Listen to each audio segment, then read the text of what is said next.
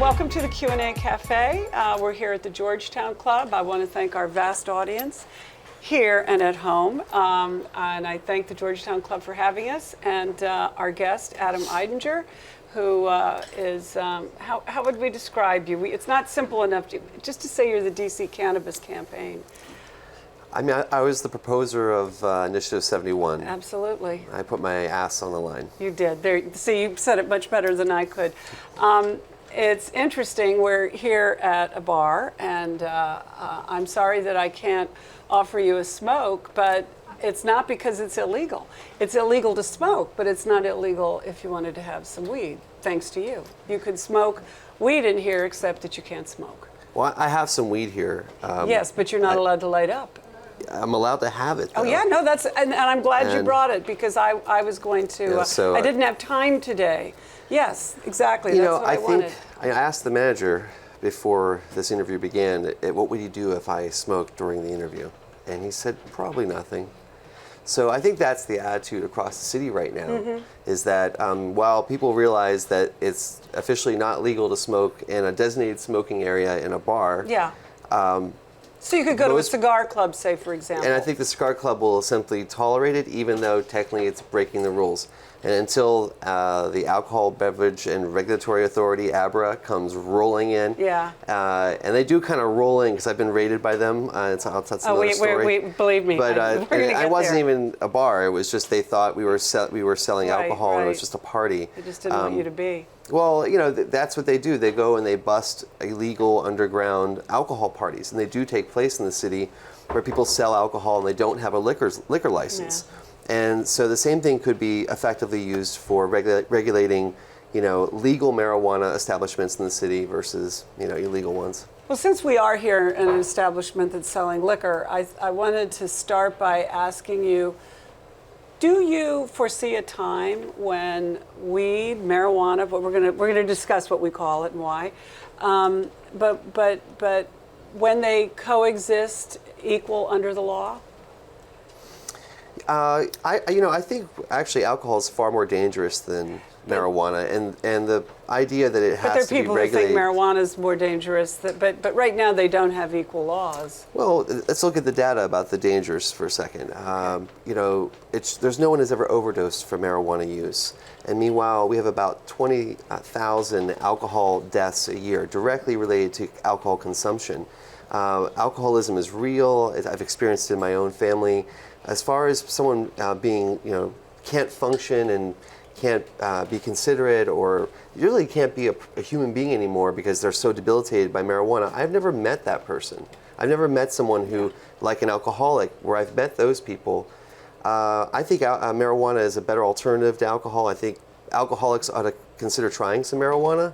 They might actually get what they're looking for. Do they use it in any alcohol programs, or is it just considered another Well, I have friends who went through AA and then later discovered marijuana and realized they would not become an alcoholic again if they used marijuana. Same thing goes for, you know, a friend in the West Coast who was a heroin addict. These are anecdotal stories, but there's a lot of these anecdotes. He today continues to use marijuana, but he doesn't use heroin anymore, and he sees the marijuana as like his life plant. It's not a drug so much as it's like an herb that you use regularly. You know, people have a relationship with coffee that's kind of similar, I think, to the relationship people have with marijuana, where it is a mind-altering substance. The caffeine. The caffeine, yeah. But the coffee itself too is. There's like a million different types of coffee, and there's all these different aromas, and people really savor it. And you can't say that every coffee drinker is just doing it for the caffeine. They just want the caffeine. You know, you can't just say the marijuana user is just, I'm just in it for the THC. You know, so no, they're actually sativas and indicas. Sativas, which I used earlier today, you know, don't debilitate you. You don't feel physically I'm going to get to strains. Don't I want to get to all that because I'm fascinated about it, because I think that's the really progressive part of all of this, and as a person with a bad back, I especially want to know more about it. But I went back and read an interview I did with you in I believe it was late August or September of 2012. And Ben Rose is here somewhere because we went to your old Capitol Hemp. You were closing your shop, You had been raided by the police, you'd been arrested, and I went back and read the interview, and you sounded to me like a man who was at the end of his rope. And you really seemed beaten down by the system. But something obviously happened between then and now, because you turned that around into this initiative. The voters voted for it. It became a law. And the brand new mayor of the city of Washington went up and stood up and stood down Congress on behalf of that law. Mm-hmm. So give us a sense of how you got from there to here, Adam. Well, I've worked with a wonderful company called Dr. Bronner's Magic Soaps since 2001. And David Bronner was personally involved when the raid happened and supporting me by letting me, not firing me and actually instead saying, this is an opportunity for us to fight. But you owned the shop, right? Yeah, I owned the shop with a partner. Mm-hmm. It was a 50-50 split. And my partner... 2 shops, actually, right? Yeah, we had 2 shops, and we had a dozen employees. Our store managers were paying mortgages on houses. These were good jobs. We paid very competitive wages. We paid living wages by any definition and had health care. And we were just about to start a retirement plan when we were raided. Did you see it coming? And we'd been open for 5 years at that point. Yeah. No, we didn't see it coming at all. And I guess what I really wanted to answer your question, though, is that, my partner went to Maryland and opened the Noon, which kind of kept our business interests alive. And I said, I just want to legalize marijuana. I'm sick of this. This is so stupid what just happened. The city's shooting itself in the foot. We were paying more than $150,000 to $200,000 a year in sales tax revenue alone from each store. And what were you selling? And to the city. And it's like, why would the city just give up that revenue stream? Yeah. And who did this to us? And it really was local politics. It was neighborhood politics and Jim Graham. And notice he's not in the council anymore. He was working against you? I think so. There were other interests in the neighborhood, namely a hotel that had just gotten a $43 million tax giveaway, thanks to Jim Graham. And we were the only business in the neighborhood that actually said this isn't really ethical. Interesting, the head shop is the one that's saying that, when all the other businesses that are saying this is fine, just give them tax breaks for the rich and us little businesses get no breaks. That's not fine to me. It should be the other way around. And so we ended up... What were you selling? You were selling... I was selling pipes, like this. This is a artisan American-made pipe. It's called a Gandalf, and Gandalf from Lord of the Rings. Mm-hmm. And it's by Starfish Design. You can see the star right there. Mm-hmm. And they're out in Eugene, Oregon. And we only sold American glassware. Mm-hmm. So we had, pipes, vaporizers, which allow you to use cannabis without smoking, without burning anything.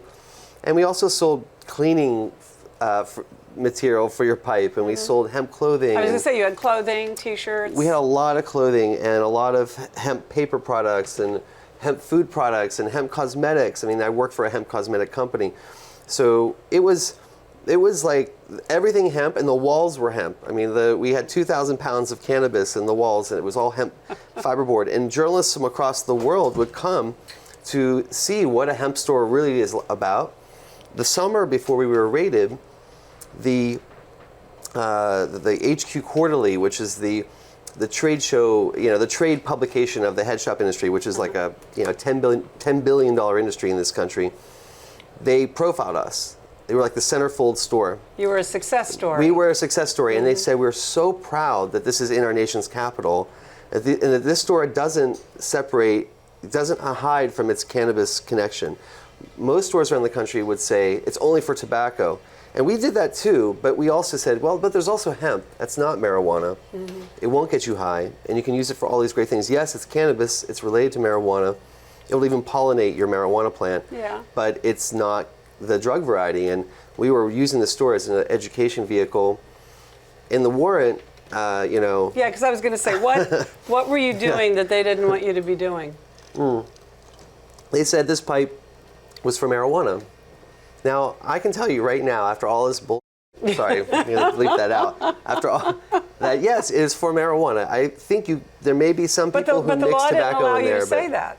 What? The law did not allow you to say that. No, and so if you told me you were going to use it for marijuana, I'd ask you to leave the store. And if you If you just kept it vague, it was no problem. But as soon as you said, where do I put the pot? It'd be like, get out of here. Yeah, I watched you do that. I was in there, maybe it was when Ben and I were in there, I don't know, or when I was doing the story, but your partner was particularly serious. You know, not that you weren't serious, but He's he still was serious. He just didn't want to touch it or talk about it or anything. He wanted it all to go away. You went in the opposite direction. You went right into it. Well, that was our partnership. It was all about that. I was the hemp guy, and he was the pipe guy. I mean, the new store in Silver Spring, the Noon has glass blowing in the store, and we didn't have that in the old store. So he kind of got to do his, even take it further. But I remember when he was opening that store, anything that had anything to do with hemp or cannabis, any reference to cannabis or hemp had to be banned from the store. Yeah. Anything. And in our old store, we had a bookshelf. And on that bookshelf, there were videos how to know your rights and dealing with police, books about medical marijuana, books about alcohol versus marijuana and why alcohol is a lot more dangerous than marijuana. And these books were kind of popular, and the police in the warrant said, because you have these books and you have pipes in the back of the store in the 18 and older section, it's clear there's a connection, that these pipes are for marijuana. And we could have gone to court and litigated all this. We'd have lost all of our property. It was like $350,000 at cost basis. Yeah. It's like a Where double did it that. end up? They ended up giving it back to us. Yeah. They broke about $30,000 worth of pipes. But this was back then. It's not like they just gave it back to you after the law got passed. No, they gave. Yeah, it was back then. And the reason they gave it back is that we agreed to close the stores, and we agreed to never return to those locations. And then where were you? You closed your stores, and I was. What was determined, going through your mind? I was determined to change the law, and I started to lobby, and I realized there were deaf ears from my own city council member. I started to think about who do we get to run against Jim Graham. I met Breonna Nadeau. Now she's our city council member. How did you get good at it? Did you think you just had the natural skills? Or did you go to people and say, how do I do this? How do I lobby? How do I do this in a way that they take me seriously? Well, I had worked on these GMO labeling initiatives for the last few years in California, Washington State, Oregon. I'd also worked on the California legalization initiative in 2010 that failed by about 1% of the vote. So I had some experience with ballot initiatives, as well as Washington State and Colorado. I'm the social action director for Dr. Bronner's, and we gave more than $250,000 to those two campaigns. So we're one of the major donors, and I'm just very much involved in the national cannabis movement. I speak every year at Seattle Hemp Fest, which is the world's largest cannabis event. About 300,000 people come to Seattle and just take over the city. Yeah. And I just like, why? I want this in my own hometown. I don't want to just do this around the country. It's time to do it here. I went to the Marijuana Policy Project. I begged them to do the initiative. They said, low priority, we're doing Alaska. I'm like, Alaska? There's no media in Alaska. Do it here. There's media. This will help the whole country. But then the Drug Policy Alliance said, we like this idea. And so we partnered with a national drug policy group. So I had some very good allies in the drug reform movement. Ethan Nadelman and the Drug Policy Alliance have been working on initiatives for 16 years now. Yeah. So, I had a backup from some national support. But we raised almost all the money, and, Were you actually writing the law? Not that expensive. I mean, as you wrote the initiative, were you writing the law? And did you have to start negotiating the language? I mean, did you write a different law than the one that ended up? Because a lot of people think the one we have is kind of silly. Well, because you can own, but you can't buy, and okay. You can grow, but you can't grow outside. Now I need a drink. Yeah. Okay, so we submitted a first draft to the Board of Elections that was a normal tax and regulate and bill that also had drug treatment on demand for anybody as part of passing this, as being like, we're going to use the revenue for that. And the Board of Elections said, this spends money, you can't put it on the ballot. So we went back to the drawing board, and I was like, I don't care what the initiative really does in the end, it has to legalize something. It has to legalize some activity. And medical marijuana had already been approved, right? We already had, so this was separate from that. I mean, compatible, but separate. When we were drafting the initiative, the medical program was barely off the ground and looked like it was going to fail. And I thought, we need this to actually save medical marijuana here and give patients the right to grow their own medicine at home.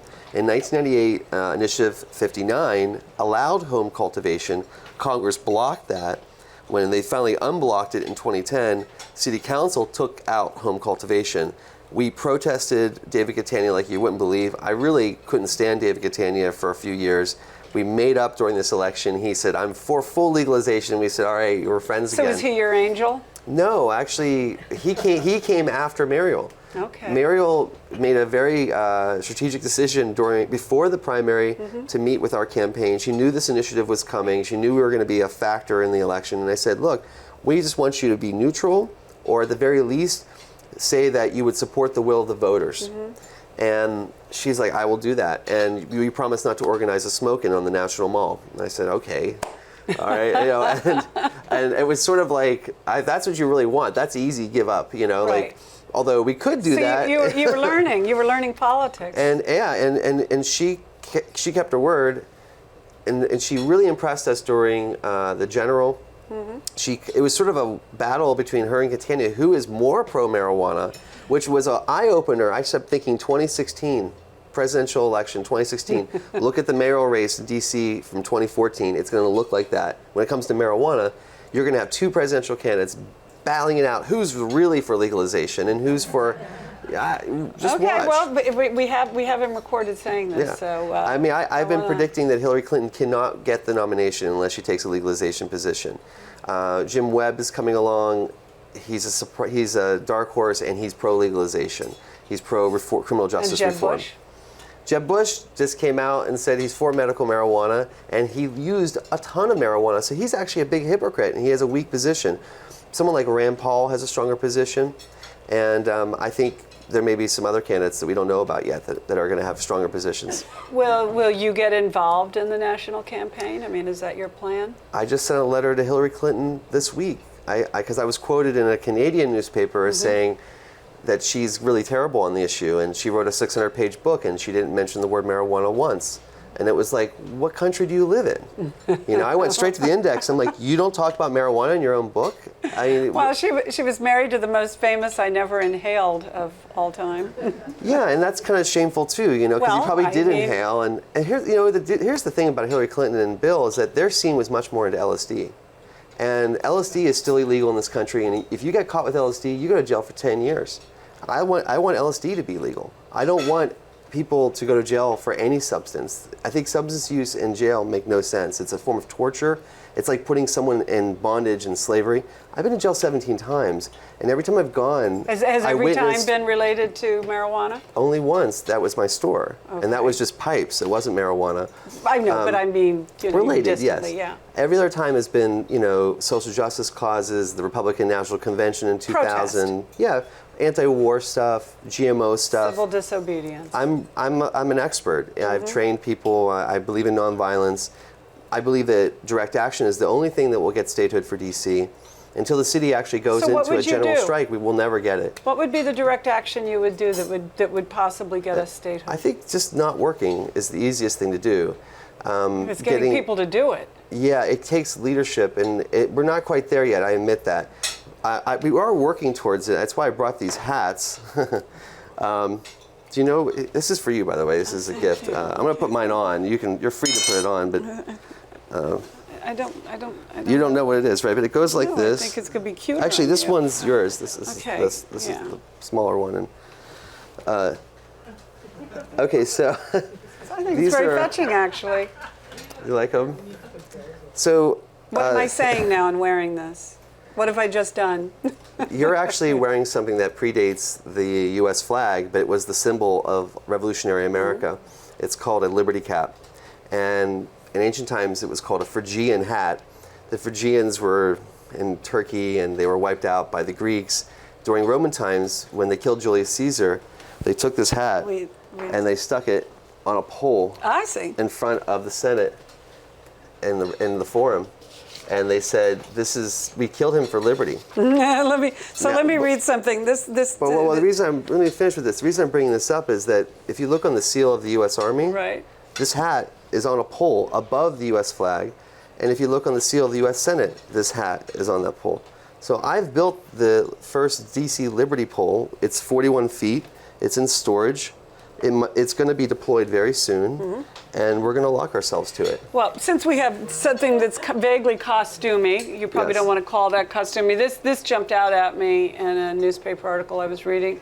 It says, yesterday was just a regular Tuesday on Capitol Hill, which means somewhere a congressman was resigning amid an interior decorating scandal, and a handful of noisy protesters in colonial costumes were trying to get themselves thrown out of the building. That was you. We weren't trying to get thrown out of the building. You weren't the one doing the interior decorating. You were the one trying to get, well, you weren't trying to get thrown out of the building, but that was, that could have happened. But what were you doing on Capitol Hill, and what were you wearing, and why, and where were you? Well, we went to Representative Jason Chavitz's office. Who is? Who is the chair of the Oversight Committee for DC's budget. And who threatened to arrest our mayor. Muriel Bowser. Right. And but didn't. Well, he doesn't really have the authority to. Well, I'm just saying, but he sent a threatening letter along with Representative Meadows, and it really got under our skin, and so we decided to organize Ye Olde Colonial Constituent Day. And the idea is now this came after the mayor had implemented the law, and you decided you still wanted to go back and confront him. Well, the mayor implemented the law, but they're still council. investigating. Yeah, they're still investigating. The council just replied. Right. So it's still active it's and alive. Very active, and we wanted to sort of say to him, "Here's your chance to reset with the activists, because we're about to start organizing big protests in the city. It's not just about the marijuana initiative. It's really about lack of respect for local governance here. The Republicans claim to be a party of local home rule." And yet, and local lawmaking all around the country, but for some reason here, it doesn't apply to us as Americans. That's why I'm wearing these hats. That's why we're dressing like colonists. We want to remind them that our status is no different than the people who founded this country, and loyalty should be liberty first. Right, where did you get the costumes? How did you plan? Just tell me about the organic generation of this. Yeah, so I've had a few colonial costumes since 2004. I mean, I was arrested in Speaker Hastert's office dressed in colonial clothing. Okay, so you have a... We kind of dusted it off 10 years later. You have a history of this. Later. This is the third colonial action we've done on the Hill. But it's been a while, and this one went really, really well. I think in the age of social media, it was How did Chavitz take it? Well, he wasn't in his office, so we were talking to his staff. But they were smiling in the photograph. Well, yeah, they accepted the pipe. The pipe is really beautiful. One just like this? This is the pipe. Oh, and then they gave it back? And then they explained that it probably violates ethics rules to accept it, so we have to return it to you and save us the shipping. Will you just take it now? And I said, sure, I don't want to cause you any problems, because we're trying to have a reset with them right now. So that's where we're at right now. I want to, give them a chance, but we basically gave them until tax day. We're like, April 15th, we have to see a remarkable improvement in your respect for local autonomy. We want you to basically say you've seen the light at this point, or like we're going to start organizing mass protests in the city. And tax day is the perfect day to do it. We're going to build the Liberty Pole that day. It's in the nature of that Liberty Pole protest will determine what happens with Chavitz. Is this legalization locked in and solid, or is it fragile and could go away? It's very fragile. And how is it fragile? It's fragile because I think they can put something in the DC budget to kill it very easily in this next budget. Use leverage. They could use leverage, and I think if they were to pass the budget under normal circumstances, we would be able to start writing our new legalization law in October. Like, they would take out the rider that's in there now, and we'd be able to write a law in the fall. I think there's a lot of, it's a win-win for the Republicans to do that. If they say they're loosening their opposition to marijuana just before the 2016 election, they can then say, look, marijuana is not a partisan issue. It's bipartisan, we both want reform. And that's kind of how they want to frame it, that we're both for it. And but if they do this to DC, it'll be very hard for the Republicans to go around saying that they're for legalization as well. And so I think DC is actually in a really great position, and they complement one another. DC Vote, I talk to Kimberly Perry, Executive Director of DC Vote, every day. I mean, and James Jones, they recognize that the 300 or so dedicated marijuana activists, many of them will turn out for statehood stuff. So we're just another faction. Now you've got gay and lesbian groups. You've got Ted Cruz introducing a bill to overturn our Human Rights Act. That David Grosso is ready to get arrested on the Hill now. There's a lot of there's a lot of anger building, and you're kind of pissing off every constituency in the city. Right. So I think this spring we might see the city wake up and start to finally stand up for their rights. If the control of the House were to switch back to Democrats, how would that impact this legalization? If the House went back to Democrats? Yeah, would it make it more solid? If control of the committee that Chaffetz now controls went back to the Democrats, would this be more, would it be more secure? I think it would be a whole different story. I think they wouldn't be trying to micromanage the city. They would essentially wait for us to fall down before they would micromanage the mayor and the city council. Would you write another initiative that tried to broaden this law? Because people do think it's a little silly. Let me explain what the law does, because I think there's a lot of leeway in this law. You can possess up to 2 ounces of marijuana anywhere in the city. You can grow your own marijuana. In your house? Yeah, in your house, I believe in an enclosed area in the backyard would be all right too, and a balcony. I have a feeling they'll probably leave you alone. I think they would too. And Bob Abernathy, CBS producer, was raided in this neighborhood. He had 12 plants in his backyard, him and his wife. Reason we have 12 plants as the cap is because I held that up as an example. Well, we want to make that legal to my lawyer when we were writing it. So, it was like, hey, 12 plants is plenty for a married couple to have enough weed for the whole year if they grew it outdoors. I used to have a whole greenhouse. Yes, you could fill that greenhouse up with plants, with up to 12 plants, you and your partner. It's a little greenhouse, but... Or your friend. It doesn't have to be your spouse. It could be a friend who's sharing that space with you. One thing I want to say, though, is that, sharing marijuana is really radical. There are very few laws that actually legalize the sharing of as much marijuana as we're allowing, which is 1 ounce. So some people were saying, well, if you could share marijuana, then you can create clubs where people who grow marijuana would go. Sharing clubs? Yeah, it's sharing clubs. And I'm like, it's not really legal under the initiative. I think it should be legal, but we have to let the city council write those laws. So we just basically legalized the principle of legalization without commercialization. If you want commercialization, we need the city government to do that. We need a regulatory body. Do you see that?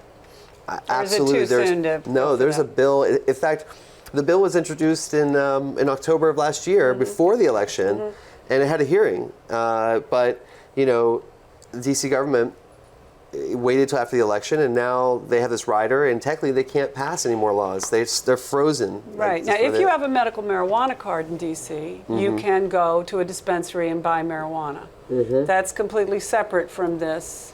There are about 2,600 people who have medical marijuana cards in DC right now. And That doesn't seem like a lot. Well, I mean, are you impressed? I'm impressed because 2 years ago it was 0. Yeah. At 2,600 people, most people are probably still getting marijuana. Is it easy to get? Is it easy to get a medical marijuana card? Because I understood they had very strict, there were just like a few different conditions that qualified. In June, the rules changed. And now it's pretty much any condition that a doctor recommends it for. So it's now much more about you and your doctor. And if your doctor says this is helping your arthritis, I'm going to recommend it. Are the numbers of doctors participating increasing also? Because I remember when they first sent the form out for doctors, there was a stigma, and doctors didn't want to sign up for it, and there were just like a handful of doctors who would do it. Well, there's an expediter service in town, and DC is all about expediting things. So, it's about $200. A fixer. There's a fixer for this, and it's called medical marijuana cards. Okay. And as simple as that. Yeah. And they're Find online. You a doctor? They're online, and they will make all the appointments for you. They will call you, remind you, keep you on schedule, submit your paperwork for you. And I think they've done about 2,000 of the 2,600 applicants so far. And what does it cost? Like $200. Oh, They might have a deluxe thing where it's like expedited really fast. Yeah. But ultimately, you're looking at like a 2 to 3 week turnaround to get your card. Well, this brings me to something really interesting. Back to the strains, and once medical marijuana started, I went and visited a dispensary that was run by a guy named Corey Barnett. I imagine you know Corey. Yeah. And it's a legal DC dispensary, and it was fascinating to me in talking to him because he was explaining his patients and how he creates his strains based on their needs. And he said, for example, I have people who work and they say I can't be a zombie, or they have people who say I get paranoid. I don't want to be paranoid. So I was fascinated that the science of growing the plants could be tweaked down to that specific level.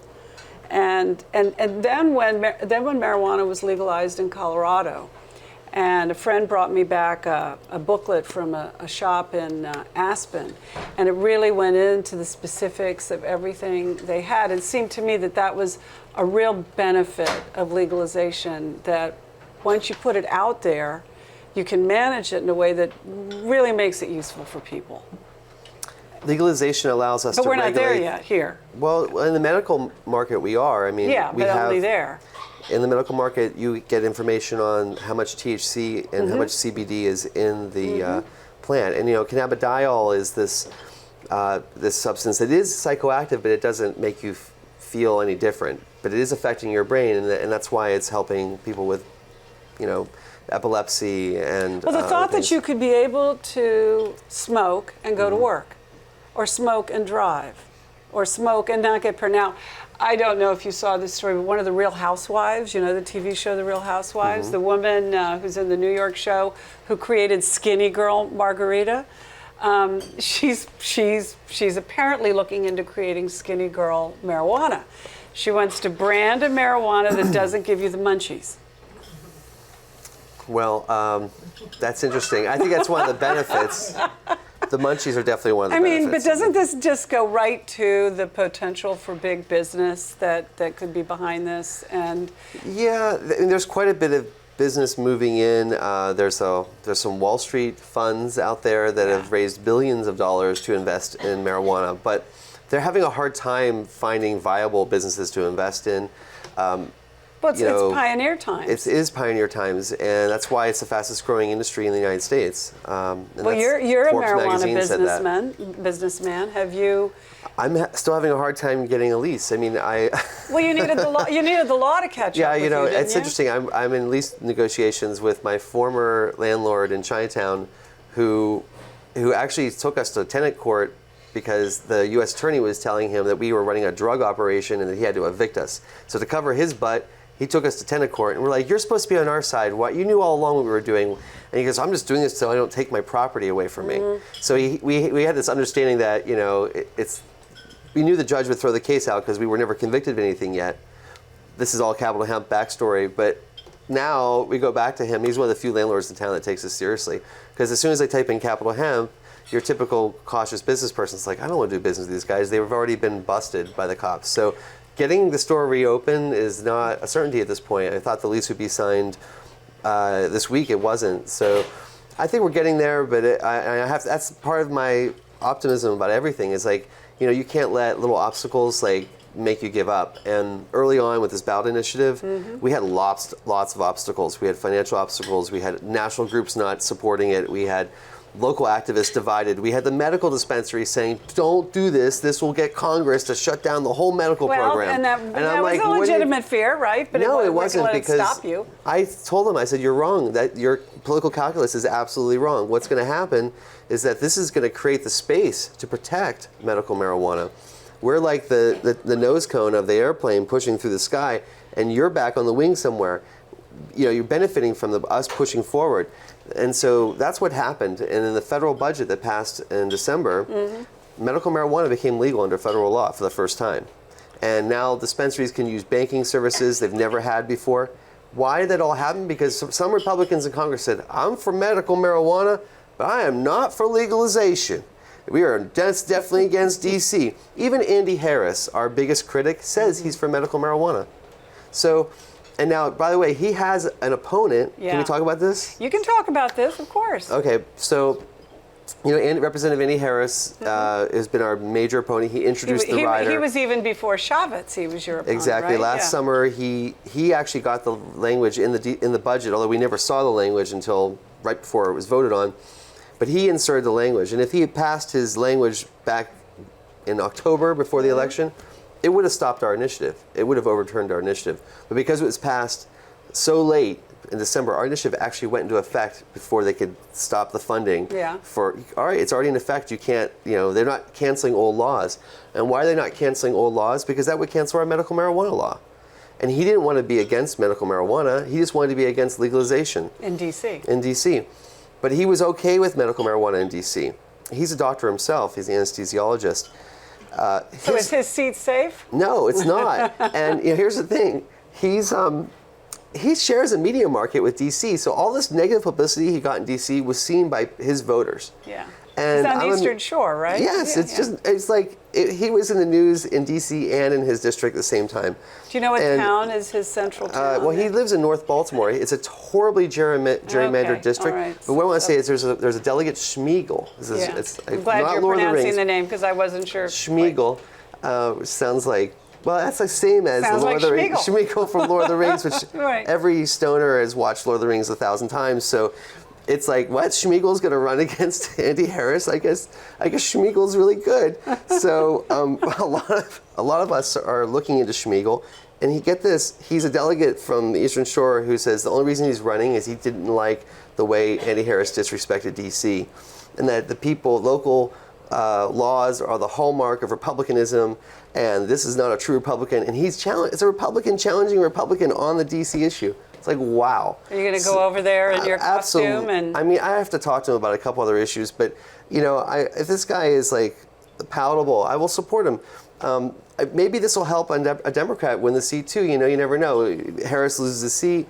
Schmiegel's so radical, the Democrat looks great. So who knows? This could result in a flipping all of Congress in the end. So, and look, I think marijuana politics are real. I'm 41 years old. Our generation 20 years ago felt like the police were after us all the time because we use pot. But now I trust the police, and now the police come to my house. I'm like, what can I do for you? There was a man. It's like there was a man that came up to me at a party the other night. I knew I was going to be interviewing you, and he said he was an older gentleman, but he said you should tell him that I remember the 1960s being in bars in Washington, and you would get arrested if you were drinking at a bar standing up. And that he did get cited at a bar once, and so after the arrest, he had to swear he was sitting down. His lawyer said, no, you got to tell them you were sitting down. That's the only way I can get you off. But I remember, I was a child, of course. I don't even know about that law. I remember, and I was a child, but I remember at midnight on Saturday nights, they took your drinks away. Could be no more alcohol. Does anybody else remember that, or am I the only one? Goodness gracious. I know I'm not the oldest person here. Well, it was also 18. I'm just saying that right? things change. Oh, yeah, well, I remember the 18 drinking age, and then I don't know that this is one of the last places to have it, I think. Yeah, I don't know that it was wise to turn it to 21, but that's another, but it's just, you say that because I had a major complaint when we were drafting the initiative. We put out the language online for 3 months, and we asked for public comment, just like a agency would do. And one of the major comments we got was, it's too old. 21 years of age is too old. It should be 18. What's unrealistic? Yeah, it's unrealistic. You're just going to create more arrests. Or keep arrests. They're still being arrested. Right. And does the legalization in any way relieve the disparity of arrests among the races and among African Americans in DC? Is that going to make that any better? Is this it does for people who grow marijuana. I mean, growing marijuana was a serious crime. You're looking at like a year in jail, real jail. But there was a disparity in the numbers of arrests. Definitely 9 out of 10 arrests for marijuana-related crimes for African Americans, men, and really it's just people unlucky being searched on the street, have like a dime bag in their pocket, and that's what they get them on because they weren't doing anything else, but they happen to have a little bit of marijuana on them, and the police really, I think, are trying to cover their butts by saying, well, we justify our policing because we look at those stats here. Well, it was 5,000 arrests a year, not counting federal arrests, which are probably another 1,500. I mean, we were the marijuana arrest capital of the planet. Per capita, this was the most likely place to be arrested. DC can boggle the mind sometimes. I watched a parking enforcement officer give a ticket to a car in a private driveway the other day, and I said, "This is a private driveway," and the response was, "Let me do my job." I mean, it's like, but I want to go back to the money for a moment. Where do you think the better investment is? Is it in growing marijuana or selling paraphernalia? Where? If I was someone who had like $1 million, if you were like $1 million and it's not going to bankrupt you if you don't get it back for a couple years. No, you'll get it back eventually. Yeah. But I would invest in hiring trained growers and set up a greenhouse service for high-end clients in the city to grow marijuana for people in their homes. So basically, you would go to their homes and you would set up their grow house. Well, there would probably be a closet or their grow closet. You assess what their situation is. You give them a proposal. Right, but you would set them up because some of these installations are going to run $10,000 to $20,000. Yeah. And even like, but there are people who are willing to do it because now that it's legal. A lot of people who use gardeners to come take care of their. I used to be a gardener. In college, I live in Colorado now, and I used to garden in Colorado, which is a weird thing. But yeah, I mean, there's people spend $1,500 to $3,000 a month for just the gardener in Colorado. So it's which state or jurisdiction do you think is doing it the best? Who should be the model for the country? Colorado by far. And what's Colorado doing right, and what's it doing wrong? Colorado is not. Start off, they created a system where you had to grow your own marijuana if you wanted to sell it. And it resulted in thousands of small businesses. So there was lots of small players and no giant players. So I really like that because it's very competitive. The pricing is great for the consumer and the quality is really good. And you just don't have 1 or 2 or 5 giant players, you got like thousands. I like that they allow home cultivation. So home cultivation is also a check on the market. If the people who have these licenses to sell marijuana and grow marijuana become greedy or the quality drops, home cultivation can compete with it. And so the consumer is in charge.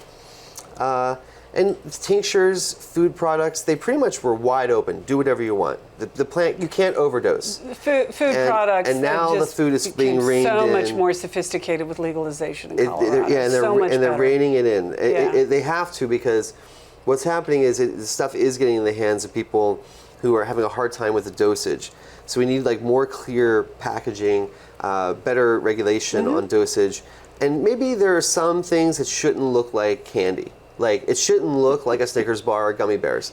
People say, look, my cannabis gummy bears are the best, but it's like, it's so easy for a child to mistake in that. No, that's so you have to be extra careful when you have these things. And I don't think once the bag is open with all these, cannabis gummies, I think it's really easy for them to get in the wrong hands. And I have a daughter who's 11, and I don't want her. I keep my marijuana in a locked box. And when would it be okay for her to try marijuana? It's not gonna be okay as far as I'm concerned until she's out of college. She's a ballerina and she's very active in the Washington Ballet. She has good for her. A really busy schedule and really into academics as well. How do you explain to her what it is you do? So I don't see it. Well, she's very proud of the work. On election days, she was poll working during her recess and lunch break at her school at Emory Reed. She goes to public school in D.C. And she loves the political process. She's really interested in that, and civics. So she got a really good civics lesson from this election. But does she understand you did something historic? I mean, I think we did it, something historic. The city did it. I know, but there always has to be a leader. She sacrificed a little bit. She recognizes that it was about 3 months where the house was just full of signature collectors, and I moved her in with her mom. She lives with me. Yeah. So. Do you think the city should establish a marijuana office or agency? And would you, if they did, and Mayor Bowser asked you to run it, would you run it? I would be honored to do that. Wouldn't it be smart to have something like that in the government, given that this is a law? That's what would be created under David Grosso's bill, is they would have a marijuana regulatory agency. So there is legislation. Vincent Orange is supporting it. Breonna Deuce supporting it. Jack Evans, who represents this neighborhood, supports it. Yeah. And he's a pretty conservative guy, and I'm like, wow, he supports legalization now. So I think we have a really good city council for this issue. I think right now we have one of the best city councils since I've lived here on progressive policies. I mean, they tried, they passed a living wage, and the mayor vetoed it. That's my next issue. I know I'm transitioning, but I think there are other powerful issues that we can send a message for the whole country and really inspire people. I get calls every day from people outside of DC that are working on marijuana reform, that want to know what we did, what was the secret. And you're the go-to. Well, we were lucky to have a city so supportive. But just think how, again, back to August 2012, and what an angry man you were, and this has mellowed you a little bit and inspired you, right? You know what really mellowed me? It was Muriel Bowser saying I could have 420 license plates. You took away my last question. Yeah, well, okay, so please, I did want to add, we really only have a minute left. So what was the gift that Mayor Bowser gave you? I don't talk to her regularly. I'm not like her best bud or anything, but I do support her, and I'm pretty inspired by her standing up to Congress. She did go to the mat, not just for me, but for everyone I know. who voted. But yeah, I got this letter in the mail last Friday, and I thought, oh, what's this for the mayor's office? I was actually scared to open it.